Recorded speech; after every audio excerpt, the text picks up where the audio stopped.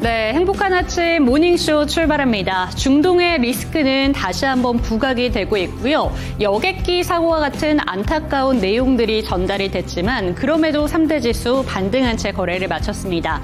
장 초반까지만 하더라도 PPI 지수에 대한 경계감을 갖고 좀 하락 출발했었던 뉴욕 증시였는데 단전의 힘을 좀 찾아냈습니다. 3대 지수 보시는 것처럼 보합권 수준에서 거래를 마쳤는데요. 큰 폭의 수준은 아니지만 6월 들어서도 랠리가 지속적으로 나오고 있다는 점 체크해 보시면서 간밤에는 어떤 소식들이 전달이 되었는가 한 장으로 정리해 보도록 하겠습니다. 네, 글로벌 헤드라인부터 살펴보도록 하겠습니다. PPI 지수와 실업수당 청구 건수 먼저 체크해 보도록 할 테고요. 다른 흐름을 보이고 있는 원자재 섹터들 그리고 오늘 자동차 종목들과 2차 전지 종목 섹터에 좀 영향이 있을 것 같은데 자동차 관세에 대한 이야기까지 살펴보겠습니다. 특징주 4가지 준비되어 있습니다. 빅테크 종목들 좀 위주로 살펴볼 텐데요. 첫 번째로는 보잉과 에어 인디아 관련된 소식들 살펴보도록 하겠고요. MS와 AMD 위주로 오늘 특징주 살펴보도록 하겠습니다.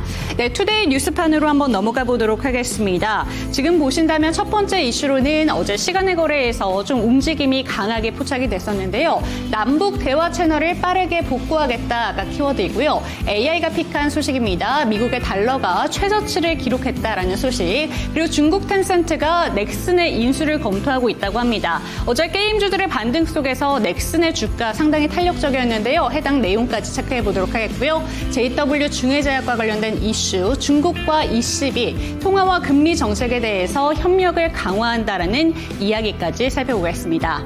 끝으로는 현대제철이 한국 GM에 자동차용 강판을 처음으로 공급했다라는 내용까지 살펴보겠습니다.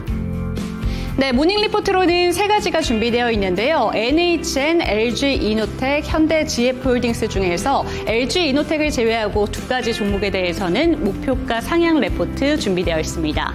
글로벌 헤드라인 기사부터 살펴보시죠. 네, 첫 번째 헤드라인 살펴보도록 하겠습니다. 관세 전쟁에도 물가 지표들이 선방하고 있습니다. 전날은 CPI가 또 어제는 PPI가 공개가 됐는데 시장의 예상치를 하회하는 수치를 보여줬습니다. 연준이 물가 목표치를 2%대로 잡고 있기 때문에 이렇게 예상보다 낮아진 PPI 지수, CPI 지수는 연준의 물가를 좀 안정시켰다라는 내용으로 긍정적으로 해석이 되게 되면서 9월의 금리 인하 가능성을 한 차례 높여줬는데요. 해당 지표가 실제로 발표된 이후에 어제 페드워치의 9월 금리 인하 확률은 70%에서 78%로 올라가기도 했습니다. 하지만 예상치보다는 하회했지만 지금 보시는 것처럼 전월 대비로는 좀 소폭 올라갔다라는 점을 생각해 보시면 될 텐데요. 근원 PPI까지 예상치를 하회했기 때문에 긍정적으로 시장은 해석을 했습니다. 하지만 고용 지표 같은 경우에는 상당히 아쉬움을 낳았습니다. 연속 실업수당 청구 건수가 195만 6천 건으로 집계가 되면서 3년 7개월 내 최고치를 기록하기도 했는데요. 하지만 이에 대해서는 그 한 주 동안에 집계가 됐을 때 여름방학이라던가 현충일과 같은 이벤트가 있었기 때문에 단기적인 영향을 받았을 수 있다라고 보고 있습니다. 두 번째 헤드라인 기사로 넘어가 보겠습니다. 네, 달러 같은 경우에는 최저치를 기록했다라는 점 한 장으로 아까 보여드리기도 했었는데요. 그런데 보시는 것처럼 중동의 지정학적 리스크에 의해서 국채금리까지 함께 하락을 하고 있습니다. 해당 내용을 자세히 한번 살펴보시면요. 일단 미국의 5월 생산자 물가지수도 예상치를 하회했고 트럼프가 연준을 향해서 금리 인하를 또 한 번 촉구를 했다라는 사실 그리고 여기에 차 관세라던가 이 나라들을 대상으로 관세를 꾸준히 부과하겠다라는 트럼프 대통령의 언급 그리고 중동의 지정학적 리스크까지 더해지면서 국채금리와 달러는 동반해서 하락하고 있다라는 내용이 전달이 됐습니다. 하지만 안전자산인 달러가 이렇게 하락을 하고 수요가 좀 줄어들다 보니까 단기 대체제로 금값은 오히려 상승을 하고 있다라고 전해졌고요. 어제 트럼프 대통령이 이스라엘의 이란 공격이 가능은 하지만 임박하지는 않았다라는 소식으로 인해서 어제 하루 만에 4%대 급등이 나왔던 유가는 다시금 안정되는 모양새를 찾았습니다.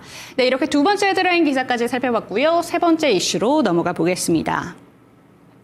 네, 트럼프 대통령이 어제 자동차 관세에 대해서도 이야기를 언급했습니다. 특히나 캘리포니아 주에 전기차 의무화를 하는 조치를 폐지하는 법안을 서명했고요. 현재 25%인 외국산 자동차에 대한 관세를 추가로 인상할 수 있다라고 밝혔습니다. 해당 소식에 자동차 업종은 전반적으로 투심이 눌리게 됐는데요. 이 영향으로 인해서 테슬라를 포함한 전기차 자동차 종목들 특히나 충격이 컸습니다.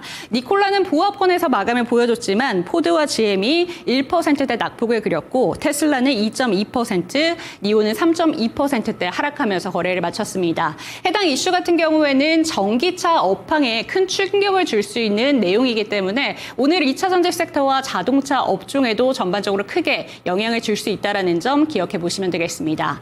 특징주로 넘어가 보겠습니다. 네, 첫 번째 특징주로는 어제 장마감 이후에 실적을 발표한 오라클 체크해 보도록 하겠습니다. 어닝 서프라이즈에 어제 본장에서도 시원하게 오르면서 기술주 중심의 상승을 이끌었는데요.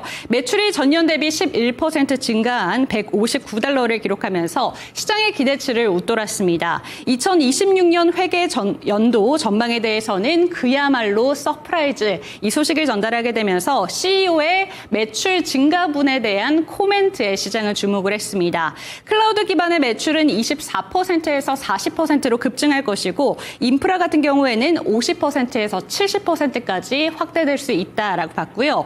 글로벌 투자 자문회사 구겐하임은 실적도 강했지만 이 가이던스는 더욱더 인상적이었다라고 전달하기도 했습니다. 오라클의 주가를 살펴보시면 어제 13%대 오르면서 사상 최고치를 장중에 터치하기도 했습니다. 네, 두 번째 특징주 살펴보시죠. 네, 이어서 보잉 이슈 체크해 보도록 하겠습니다. 보잉은 올해 들어서 여러 차례 사고가 났습니다. 해당 내용들로 인해서 이미 신뢰도에 타격을 입은 상태인데요. 어제 인도에서 발생한 보잉 787 항공기 추락 사고로 인해서 200여 명 이상의 사망자가 발생했고 주가는 급락했습니다.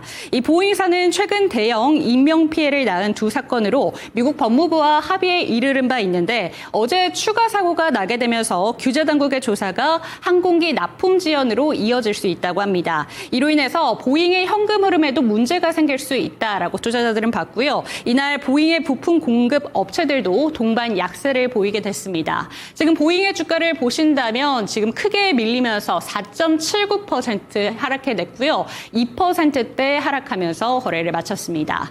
세 번째 특징주 살펴보시죠. 네, 어제 블랙록의 인베스터 데이가 있었습니다. 다양한 이슈들이 나왔지만 그중에서도 부각을 받은 건 마이크로소프트였습니다. 황제의 자리로 다시금 올라가게 되면서 사상 최고치를 경신하기도 했는데요. 싱가포르의 국부펀드 테마섹과 블랙록 그리고 기술 투자 회사인 MGX와 함께 마이크로소프트가 AI 인프라 개발을 추진 중이다라는 내용이 전달됐습니다.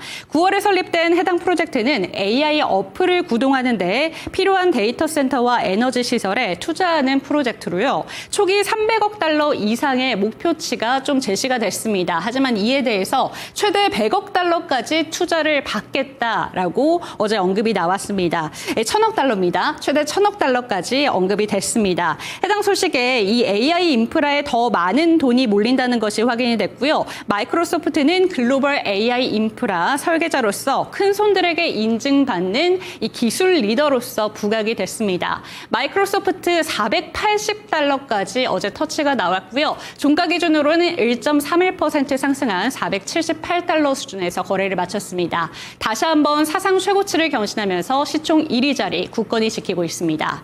다음 소식 체크해 보시죠.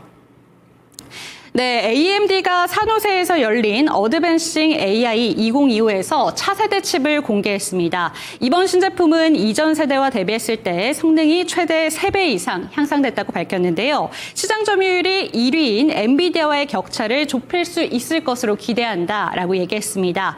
특히 동급 기준인 추론 벤치마크에서 AMD는 자사가 엔비디아 대비 최대 1.3배 앞선다고 강조했고요. 일부 훈련에서는 최대 1.13배 수준까지 높은 성능을 자랑한다고 밝혔습니다. 하지만 해당 소식에도 AMD의 주가는 오히려 하락했는데요. 2.18% 하락하면서 118달러에서 거래를 마쳤습니다.